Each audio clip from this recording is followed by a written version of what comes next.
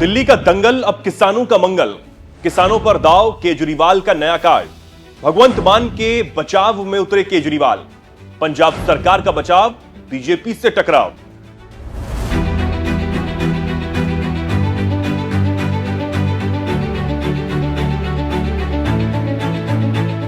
नमस्कार, मैं हूं आपके साथ चेतन पाठक और आप देख रहे हैं एनएमएफ न्यूज। महिला सम्मान योजना, ऑटो वालों के लिए बड़े ऐलान, फ्री इलाज समेत दिल्ली में आम आदमी पार्टी की सरकार ने चौथी बार जीत के लिए एड़ी चोटी तक का जोर लगा दिया है।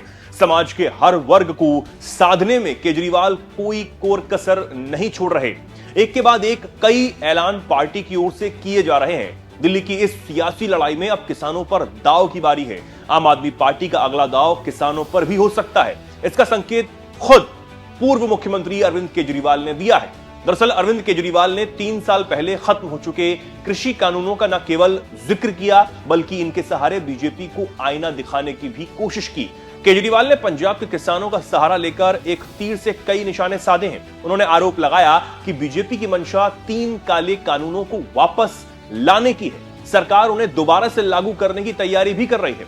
केजरीवाल ने एक्स प्लेटफॉर्म पर पोस्ट कर लिखा, पंजाब में किसान कई दिनों से धरने और अनिश्चित अनशन पर बैठे हैं। इनकी वही मांगे हैं जो केंद्र सरकार ने 3 साल पहले मान ली थी लेकिन अभी तक लागू नहीं की। बीजेपी सरकार अब अपने वादे से मुकर गई। सरकार ने किसानों से बात तक नहीं की। उनसे बात तो करो, हमारे ही देश के किसान हैं। बीजेपी को इतना ज्यादा अहंकार क्यों है कि किसी से बात भी नहीं करते।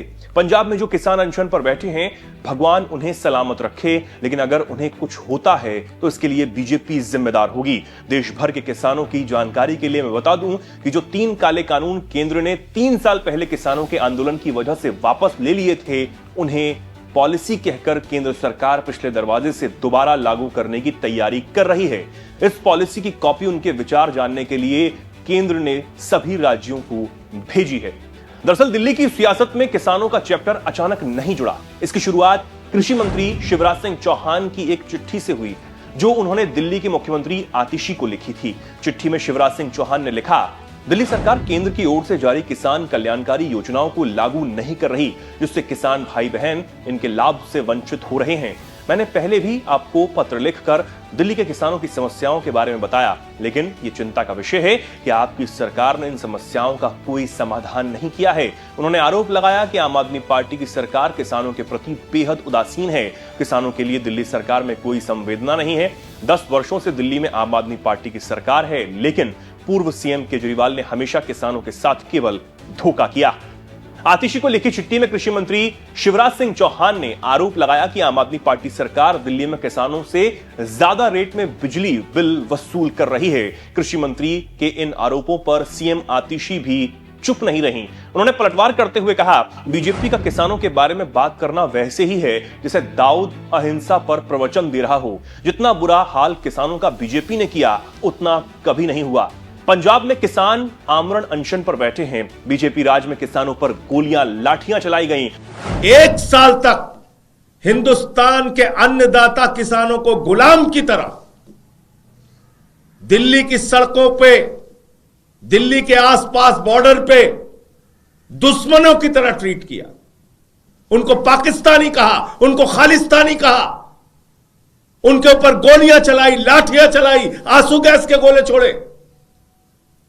जिस भारतीय जनता पार्टी के गुनाहों की वजह से 750 किसानों ने अपनी शहादत दी, वो भाजपा किसान के बारे में बोल रही है।